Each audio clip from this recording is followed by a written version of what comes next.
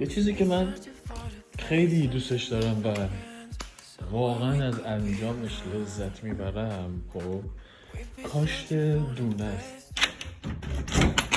دونه، حالا میوه، حالا هر چیزی که باشه. مثلا رشد، دیدن رشد یه چیزی خیلی جالبه. دیدن رشد این که هر روز میبینی داره بزرگتر میشه، هر روز میبینی داره قوی‌تر میشه، هر روز میبینی از چیزی که نبود هی داره رشد میکنه. کلا خیلی جالبه.